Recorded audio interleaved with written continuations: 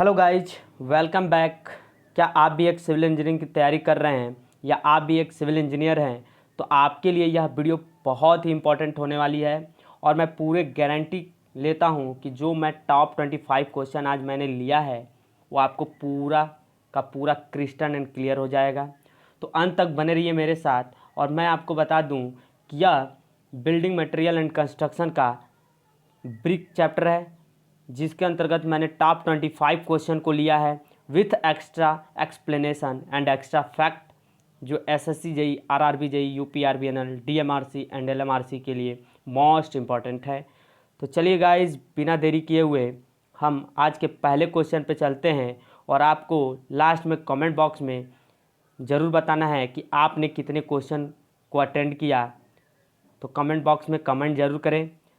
चलिए फ्रेंड, आज का पहला question, A first class brick immersed in water for 24 hours should not absorb water more than। कह रहा है यदि किसी ईंट को 24 घंटे पानी में डुबाकर रखा जाए तो अपने भार का वह कितना % से अधिक पानी नहीं अवशोषित करना चाहिए। तो मैं बता दूं, ईंट को फील्ड टेस्ट के आधार पे 4 भागों में डिवाइड किया गया। कितने भागों में? 4 भागों में। और जो first class brick, second class brick, third class brick, fourth class brick, और फोर्थ क्लास ब्रिक को ही ओवरब्रंट ब्रिक या झामा ब्रिक भी कहते हैं, याद रखिएगा। और फर्स्ट क्लास ब्रिक की कंप्रेसिव स्ट्रेंथ होती है 10.5 न्यूटन पर M M square. Second class brick की 7 न्यूटन पर एम एम स्क्वायर। और थर्ड क्लास है 3.5 न्यूटन पर एम एम स्क्वायर। और जो फोर्थ क्लास ब्रिक होती है इसकी स्ट्रेंथ सबसे ज़्यादा होती है, इसका होता है 25 से लेकर 30 न्यूटन पर एम एम स्क्वायर। ठीक है। और एक बात यहाँ से और बता दें कि जो फर्स्ट क्लास ब्रिक होती है इसकी कलर चेरी रेड कलर की होती है। और जो सेकंड क्लास की ब्रिक होती है इसकी कलर लाइट रेड कलर की होती है, लाइट रेड कलर। और जो थर्ड क्लास की ब्रिक होती है उसकी येलोइश कलर होती है। याद रखिएगा, पीलापन ज़्यादा हो जाता है क्योंकि उसकी स्ट्रेंथ कम होने लगती है।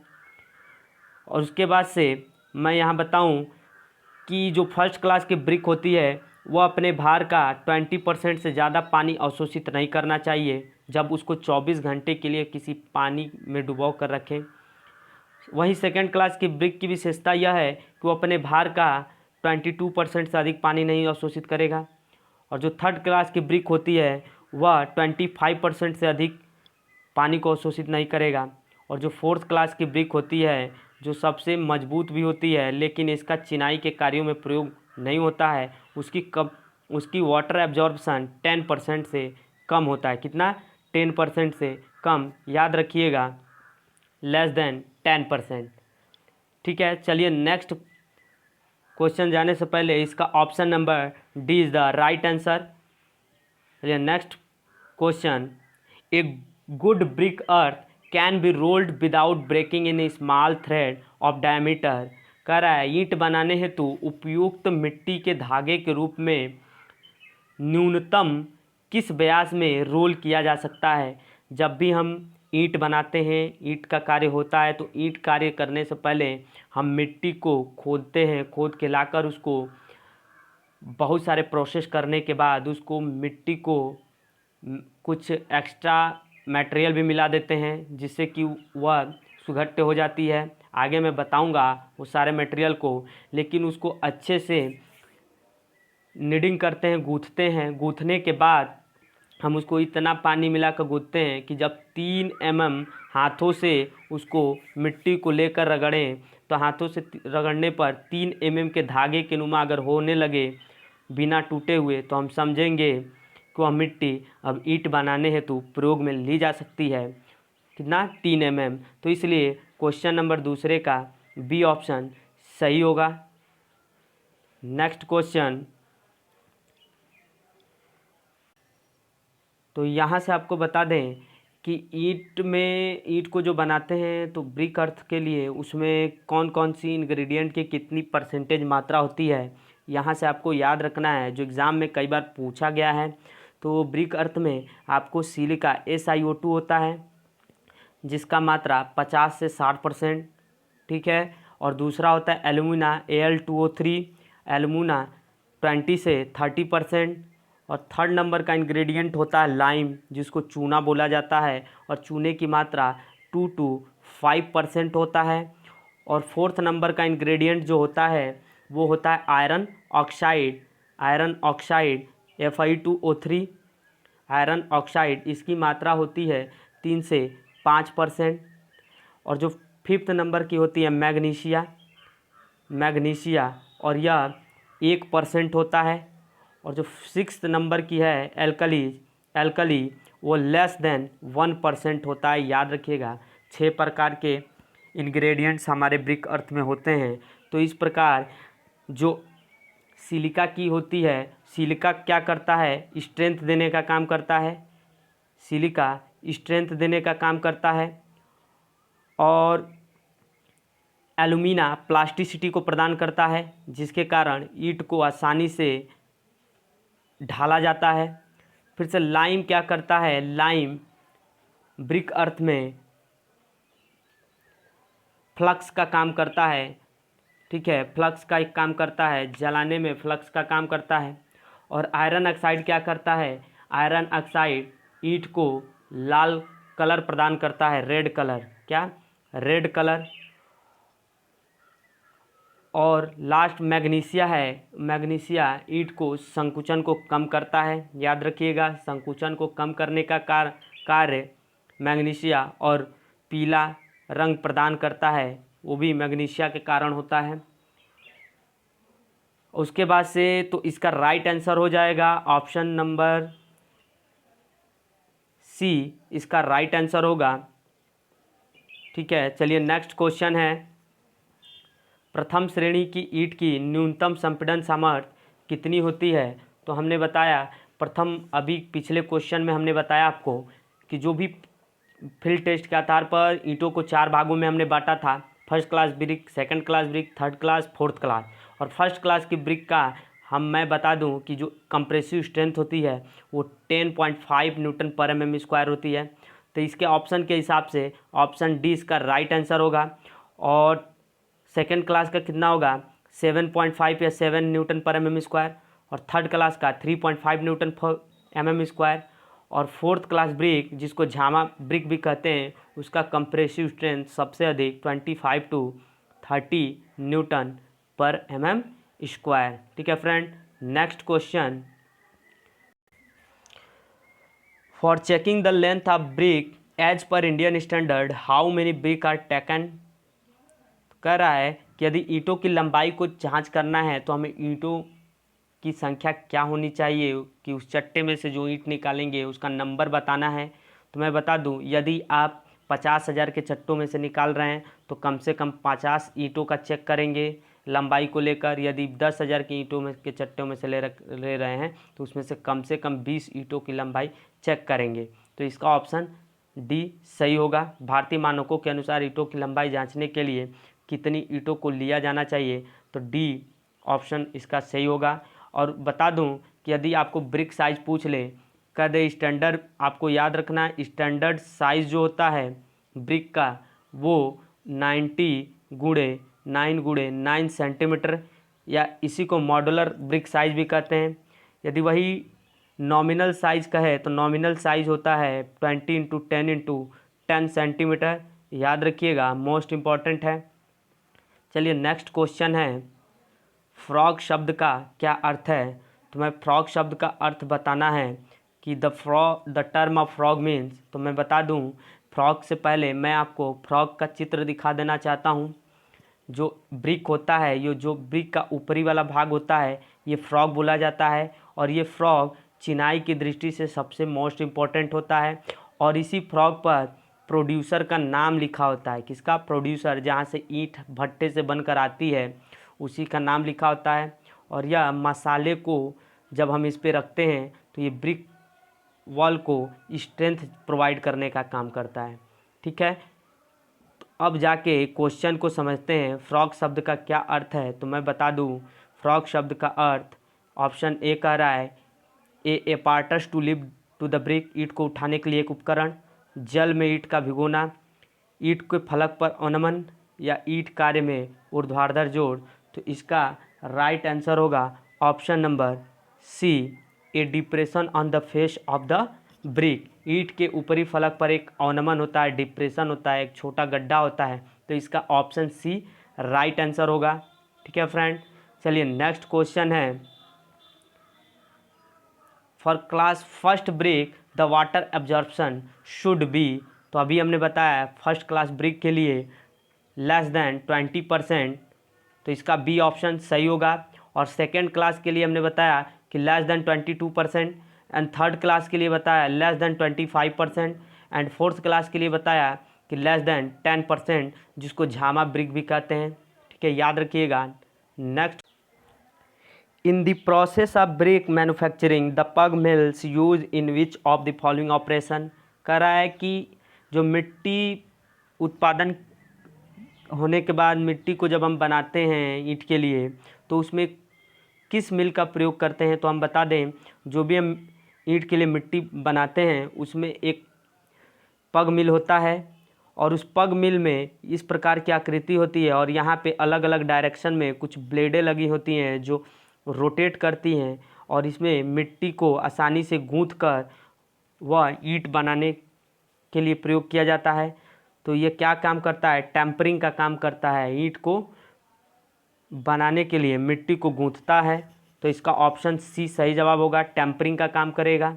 तो याद रखिएगा। और पग मिल एक दिन में 15,000 ईंटों के लिए मिट्टी तैयार कर सकता है। 15,000 ईंटों के लिए एक दिन में यह मिट्टी को तैयार कर सकता है, और एक बार में लगभग 1500 ईंट के बराबर यह मिट्टी को तैयार कर सकता है।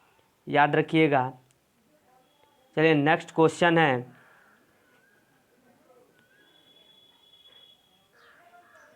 The process of mixing clay water and other ingredients to make brick is known as. कह रहा है कि मिट्टी, पानी और अन्य सामग्री को मिलाकर जब हम मिट्टी को ईंट बनाने के लिए जो वर्क करते हैं वह प्रक्रिया क्या कहलाती है। तो हम बता दें, जब भी हम ईंट को बनाने के लिए मिट्टी को तैयार करते हैं तो मिट्टी में अभी हमने बताया सिलिका होता है, एल्युमिना होता है, फिर आयरन ऑक्साइड होता है, मैग्नीशिया होता है। और जब भी हम उसको अच्छे प्रकार से गूंथते हैं तो गूंथने के लिए मैं बता दूं कि उसमें 7 से 30% पानी को मिलाकर अच्छी प्रकार से उसको मोल्डिंग योग मिट्टी बनाते हैं, और यही प्रक्रिया टेम्परिंग कहलाती है। टेम्परिंग कहलाती है। और मैं बता दूं, यदि टेम्परिंग पग मिल से होती है तो टेम्परिंग यदि पग मिल से होती है तो वो पगिंग कहलाएगी। क्या? पगिंग। यदि टेम्परिंग किससे होगी, पग मिल से होगी तो वो पगिंग कहलाएगी। और यदि टेम्परिंग पैरों द्वारा होगा, अच्छे से पैरों के द्वारा मिलाया जाएगा, तो वह नीडिंग कहलाएगा, गूंथना। तो इसलिए इसका ऑप्शन नंबर बी क्या होगा, राइट आंसर होगा। ठीक है, ऑप्शन बी इसका राइट आंसर है। हमने बता दिया पगिंग पग मिल की सहायता से, और नीडिंग होगा पैरों की सहायता से। ठीक है फ्रेंड, चलिए नेक्स्ट क्वेश्चन है, which of the following is a good for making the bricks. निम्नलिखित में से ईंट बनाने के लिए क्या अच्छा है। तो अभी हमने बताया कि जब भी ईंट बनाएंगे तो ईंट को बनाने से पहले हमें मिट्टी को अच्छे से वेदर के कांटेक्ट में रख देना है, जिससे कि आसानी से मिट्टी मुलायम हो जाए, और उसमें जो इंग्रेडिएंट्स की कमी है चेक करने के बाद उसमें ऊपर से मिला देते हैं, जैसे आयरन ऑक्साइड, मैग्नीशिया, एल्कलीज। तो इस प्रकार निम्नलिखित इसका राइट आंसर हो जाएगा, निम्नलिखित में से ईंट बनाने के लिए सबसे अच्छा वेदर्ड क्ले होता है। ठीक है, तो इसका ऑप्शन बी सही होगा। चलिए नेक्स्ट क्वेश्चन है, भारतीय मानकों के अनुसार ईंट का मानक आकार क्या होता है। तो अभी हमने बताया the standard size of the brick, हमने बताया पिछले क्वेश्चन में 19 सेंटीमीटर गुणे 9 सेंटीमीटर गुणे 9 सेंटीमीटर। तो इसका राइट आंसर सी होगा। और इसी को बोलते हैं मॉड्यूलर साइज ऑफ ब्रिक, ये भी याद रखिएगा, मॉड्यूलर साइज ऑफ ब्रिक।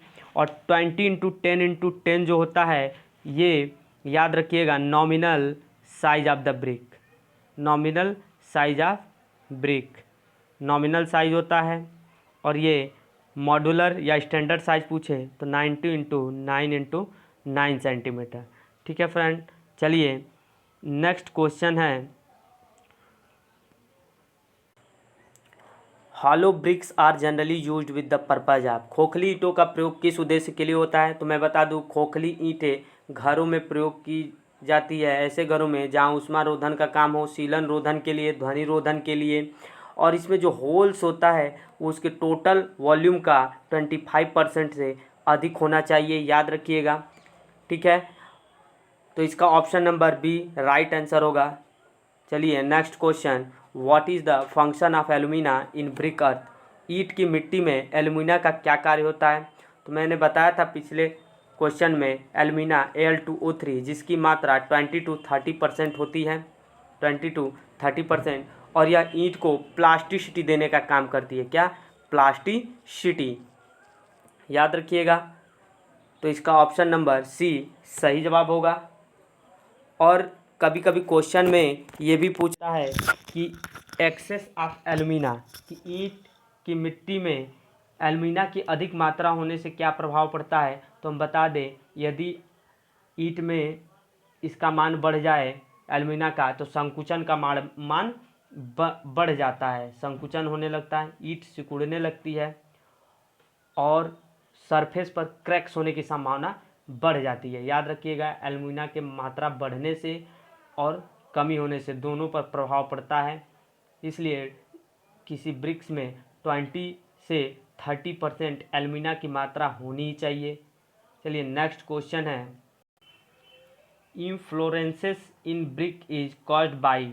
ईंटों में उत्फुलन होता है, तुम बता दें उत्फुलन का मतलब क्या है, कि जब भी हम चिनाई कार्य करते हैं तो ब्रिक जब हमारा तैयार हो जाता है, तो जब हमारा ब्रिक वॉल बन के तैयार हो जाता है तो आफ्टर सम टाइम उसमें वाइट कलर के धब्बे दिखने लगते हैं, यही कारण है उत्फुलन का, यही उत्फुलन कहलाता है। सफ़ेद सफ़ेद कलर के चट्टे दिखने लगेंगे, और ऐसा इसलिए होता है क्योंकि उसमें एल्कलीस की मात्रा 1% से बढ़ गई है, जो कि एल्कलीस की मात्रा हमारे ब्रिक में 1% से कम होना चाहिए। कितना? 1% से कम होना चाहिए, याद रखिएगा।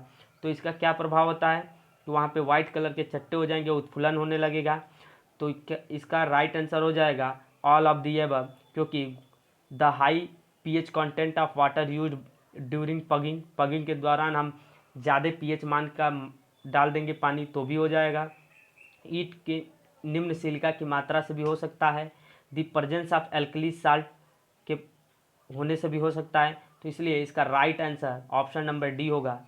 चलिए नेक्स्ट क्वेश्चन है, ब्रिक आर ब्रन टेम्परेचर रेंज।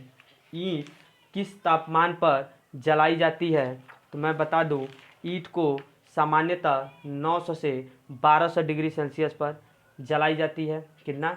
और वो भी 24 आवर्स के लिए पकाते हैं इसको, और पकने के बाद ईंट को सामान्यतः 10 से हम 12 दिन के लिए छोड़ देते हैं ठंडा होने के लिए। कूलिंग टाइम है 10 से 12 दिन, याद रखिएगा। और मैं आपको बता दूं, इसका राइट आंसर ऑप्शन बी होगा। ठीक है फ्रेंड। चलिए नेक्स्ट क्वेश्चन है, a good quality brick earth mainly consist of. एक अच्छी ईंट की मिट्टी में मुख्यतः होता है, हमने बताया एक अच्छी ईंट की मिट्टी में एल्युमिना की मात्रा अवश्य होनी चाहिए, वो भी 20 to 30%। एल्युमिना का Al2O3 होता है। ठीक है, और यह इसका कार्य क्या है, ईंट की मृदा में एल्युमिना की मात्रा अगर अच्छे से रहे तो हमें इसकी मोल्डिंग करने में, ढलाई करने में आसानी होगी, मतलब सुघट्यता को बढ़ाता है। किसको? सुघट्यता को बढ़ाने का काम कौन करता है? एल्युमिना। ठीक है फ्रेंड, याद रखिएगा। और एल्युमिना की मात्रा कम होने पर हमें ढलाई करने में, जो मोल्डिंग करने की प्रोसेस होगी उसमें प्रॉब्लम्स होने लगेगी, तो याद रखिएगा इसका बी ऑप्शन सही होगा। Next question, the articles prepared from refractory clays mixed with stone and crushed pottery are called. अग्निरोधी मिट्टी में पत्थर एवं पीसे हुए मिट्टी पात्र मिलाकर बनाई गई सामग्री क्या कहलाती है? तो फ्रेंड, ये जब भी हम अग्निरोधी मिट्टी में पत्थर और एवं पीसे हुए मिट्टी को मिलाकर हम सामग्री बनाएंगे और उसको टेम्परेचर पर गर्म करेंगे तो वो स्टोन वेयर कहलाएगी। क्या? Stone ware. तो इसका ऑप्शन नंबर डी सही होगा। चलिए नेक्स्ट क्वेश्चन है, excess of responsible for bricks decay. ईंट के क्षय होने का कारण क्या है? तो बता दे, ईंट के क्षय होने का कारण इसमें मैग्नीशिया है। क्या? मैग्नीशिया। वैसे तो किसी की भी मात्रा एक उचित अनुपात में ही होना चाहिए, लेकिन इसके ऑप्शन से हमें बी ऑप्शन ज़्यादा सटीक होगा, क्लोज होगा, क्योंकि अधिकता जिम्मेदार मैग्नीशिया, क्योंकि ईंट में मैग्नीशिया गालक का कार्य करता है। किसका? गालक, गलाने का काम करता है। और यह मैग्नीशिया के कारण ही ईंटों में पीलापन आता है, पीला रंग आता है, याद रखिएगा। और अधिकता ईंट में पीलापन लाने का काम मैग्नीशिया ही करता है, और यह थर्ड क्लास ब्रिक में ज़्यादा पाया जाता है, इसलिए इसकी स्ट्रेंथ क्या हो जाती है? कम हो जाती है, ये भी याद रखिएगा। और ईंट में चूने की मात्रा अधिक होने पर क्या होगा? फ्लक्स होगा, जल्दी से हमारा बर्न्ट हो जाएगा ईंट, याद रखिएगा। ठीक है फ्रेंड, तो इसका ऑप्शन बी सही जवाब होगा। चलिए नेक्स्ट क्वेश्चन है, excess of silica in brick earth result in, कह रहा है ईंट की मिट्टी में जब सिलिका की मात्रा अधिक हो जाती है तो क्या होता है? बता दें। सिलिका का काम होता है स्ट्रेंथ को प्रोवाइड करना। अभी हमने बताया सिलिका का फार्मूला है SiO2, और यह ब्रिक अर्थ में 50 से 60% होता है, और यह सबसे प्रमुख होता है, और यह स्ट्रेंथ देता है। फिर दरार पड़ने से रोकता है, टेढ़ा होने से तथा फटने से रोकने का काम कौन करता है? सिलिका का काम है, याद रखिएगा। और इस प्रकार स्ट्रेंथ देगा तो उसके जो किनारों पे मजबूती आएगी वो भी सिलिका के कारण ही होता है। इस प्रकार ईंट की मिट्टी में सिलिका की अधिकता का परिमाण क्या होगा कि जब भी हमारा यह बढ़ेगा तो लॉस ऑफ कोहेशन होने लगेगा, आसंजन की कमी हो जाएगी। ठीक है, loss of cohesion, sorry friend, ससंजन होगा, कोहेशन मतलब ससंजन होगा। तो ऑप्शन ए इसका सही जवाब होगा। ठीक है, चलिए नेक्स्ट क्वेश्चन है, ईंट की चिनाई में ईंट का दिल्ला फ्रॉग को आमतौर पर निम्नलिखित पर रखा जाता है। किस पर रखा जाता है? तो हम बता दें कि बॉटम ऑफ द फेस, या टॉप फेस, या अनावरण फलक, एक्सपोज्ड फेस, या इंटीरियर फेस। ठीक है, तो हम बता दें जब भी फ्रॉग को ऊपरी तल पर जब भी हम चिनाई करते हैं तो नीचे वाला तल प्लेन रखा जाता है और ऊपर वाले तल पर फ्रॉग रखा जाता है, क्योंकि इसी पे चिनाई के दौरान हम मसाले को रख कर बॉन्डिंग करने का प्रक्रिया करते हैं ताकि अच्छे से मजबूती मिल सके। तो किस पर रखेंगे? फ्रॉग को टॉप फेस पर रखा जाता है। तो ऑप्शन बी इसका सही जवाब होगा। चलिए friend next question, strength based classification of brick is made on the basis of, ईंटों का सामर्थ्य आधारित वर्गीकरण किस आधार पर किया जाता है? ईंटों का सामर्थ्य आधारित वर्गीकरण किस आधार पर किया जाता है? तुम बता दें, ईंटों का परीक्षण भारतीय मानक कोड IS 3496 के अंतर्गत किया जाता है। याद रखिएगा, मोस्ट इम्पॉर्टेंट कोड है ये परीक्षण ईंटों का IS 3496। तो इसका ऑप्शन नंबर डी सही जवाब होगा। और जबकि सामर्थ्य आधारित वर्गीकरण ईंटों को वर्गीकरण किया गया है IS 3102, दोनों ही कोड याद रखिएगा, मोस्ट इम्पॉर्टेंट है। परीक्षण किया गया है 3496 के अंतर्गत, और IS 3102 के अंतर्गत क्या किया गया है? वर्गीकरण किया गया है ईंटों का। ठीक है, नेक्स्ट क्वेश्चन है, clay bricks are made of earth having, मृतिका की ईंटें जिस मिट्टी से बनाई जाती हैं उसमें क्या होता है? तो मैं बता दूं, अभी हमने बताया था पिछले क्वेश्चन में कि जो ब्रिक अर्थ होता है उसमें 50 to 60% सिलिका की मात्रा होती है, 20 to 30% Al2O3 एलुमिना की मात्रा होती है। तो इसमें पहला ऑप्शन में कहा है 35% to 70% silica and 10 to 20% alumina, इसको अभी रहने देते हैं। बी ऑप्शन कह रहा है 10 से 20% सिलिका और 35 से 70% एलुमिना, जो कि गलत है। And C option nearly equal proportion of silica, जो कि गलत है, दोनों का इक्वल मात्रा कभी नहीं होता है। या डी ऑप्शन कह रहा है nearly equal proportion of alumina silica and lime, ये भी ऑप्शन गलत है। तो ए ऑप्शन हमारा राइट आंसर होगा। ठीक है, नेक्स्ट क्वेश्चन है, भवन में टेराकोटा का उपयोग किस लिए किया जाता है? तो मैं बता दूं, भवन में टेराकोटा का प्रयोग ऑर्नामेंटल वर्क के लिए किया जाता है, सजावटी कार्यों में किया जाता है। याद रखिएगा, ऑप्शन बी इसका सही जवाब होगा। चलिए नेक्स्ट क्वेश्चन है, China clay is an example of. तो मैं बता दूं, चाइना क्ले जो होता है वो केवलिन में पिघला हुआ कांच को मिलाकर ताप पर पकाकर बनाया जाता है। तो ठीक है, चीनी मिट्टी का एक उदाहरण क्या है? केओलिनाइट प्रकार का ये उदाहरण है। तो ऑप्शन ए इसका सही जवाब होगा। चलिए नेक्स्ट क्वेश्चन है, ईंटों को उपयुक्त आकार में ढालने के लिए निम्न में से यह चिनाई कौन सा प्लास्टिसिटी को प्रदान करता है? तो हमने बताया था अभी, the plasticity to mould brick in suitable shape alumina.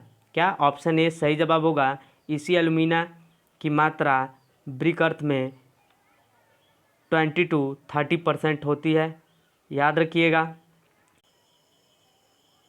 तो चलिए फ्रेंड, अब हम जितने भी क्वेश्चन पढ़े हैं अब उनका हम फास्ट ट्रैक रिवीजन कर लेते हैं 2 मिनट के अंदर, ताकि आपको एक बार रिवीजन अच्छे से हो जाए और आप भूले नहीं। तो फ्रेंड, अगर आप मेरे यूट्यूब चैनल पर पहली बार विजिट कर रहे हैं, यदि आपको ऐसे रिलेटेड वीडियो की नोटिफिकेशन पानी हो तो मेरे चैनल को सब्सक्राइब करना मत भूलिएगा और साथ में बेल घंटी को ज़रूर दबा दीजिएगा, ताकि सबसे पहले आपके यहाँ नोटिफिकेशन आए। चलिए फ्रेंड, पहला पॉइंट है कि मॉड्यूलर ईंट की समानता माप 90x9x9 सेंटीमीटर होती है, याद रखिएगा। ईंट को पकाने के लिए पथरीली कोयला का प्रयोग किया जाता है। किस प्रकार कोयला? पथरीली कोयला, याद रखिएगा। फिर नेक्स्ट है, ईंटों की दीवार न्यूनतम 10 सेमी की होती है। कितने सेमी की? ईंट की दीवार 10 सेमी की, जबकि पत्थर की मोटाई वाली दीवार 35 सेमी से कम नहीं बनती है, याद रखिएगा, मोस्ट इम्पॉर्टेंट। फिर नेक्स्ट है, ईंट पत्थर की तुलना में अधिक अग्निशः होता है। क्या? ईंट पत्थर की तुलना में अधिक अग्निशः होता है, इसीलिए ईंटों का प्रयोग आज के समय अत्यधिक हो रहा है। ईंट की मिट्टी का प्रमुख घटक बालू या सिलिका होता है, याद रखिएगा, SiO2, जिसकी मात्रा 50 से 60% हमने बताया। फिर ईंट की मृदा में एल्यूमिना की मात्रा आवश्यकता से अधिक होने पर वो क्या हो जाता है? सूखने लगता है और सिकुड़ जाता है। क्या? सूखकर सिकुड़ जाता है, याद रखिएगा। और पकने पर टेढ़ी मेढ़ी हो जाएगी जब भी एल्यूमिना की मात्रा अधिक होगा। ठीक है। ईंट की मृदा में चूना गालक का कार्य करता है। किसका कार्य? गालक का, गलाने का कार्य करता है। ठीक है, फ्लक्स करवा देगा। नेक्स्ट है, ईंट निर्माण के लिए उपयुक्त मृदा बालू या सिलिका 50 से 60%, चूना 2 से 5%, चिकनी मिट्टी जिसे एल्यूमिना का कहते हैं 20 से 30%, और लौह ऑक्साइड 3 से 5%, मैग्नीशियम, सोडियम, पोटेशियम 1% होता है। और ये याद रखिएगा, ईंट को विशेष रंग लौह ऑक्साइड के कारण प्राप्त होता है, हमने बताया।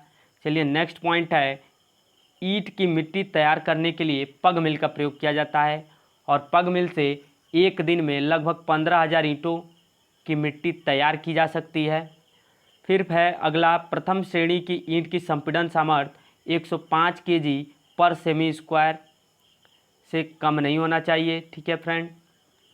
प्रथम श्रेणी के ईंट को 24 घंटे पानी में रखने पर यह अपने शुष्क भार का 20% या 1/6 भाग से अधिक पानी नहीं सोखना चाहिए, और वो भी याद रखिएगा अपने शुष्क भार से 20% है। चलिए नेक्स्ट है, द्वितीय श्रेणी की ईंट का संपीड़न सामर्थ्य 70 kg पर सेमी स्क्वायर या 7 न्यूटन पर mm स्क्वायर होता है, याद रखिएगा। ईंट की संपीड़न सामर्थ्य ज्ञात करने के लिए उस पर 140 kg पर सेंटीमीटर पर सेमी प्रति मिनट की दर से भार लगाया जाता है, याद रखिएगा। जब भी हम क्रशिंग स्ट्रेंथ करते हैं ईंट की, तो उस टाइम पे टेस्टिंग में एक मशीन होता है ईंट टेस्टिंग, उसमें हम लोड को 140 kg पर सेमी प्रति मिनट की दर से हम भार लगाते हैं। तो फ्रेंड, अगला पॉइंट है, सामान्य ईंट 900 से 1100 डिग्री पर पकाई जाती है, जबकि अग्निशः ईंटों को 1700 से अधिक टेम्परेचर पर पकाया जाता है। याद रखिएगा। और दोस्तों आज के लिए बस इतना ही। यदि आपको यह वीडियो हेल्पफुल लगा है, अच्छा लगा है तो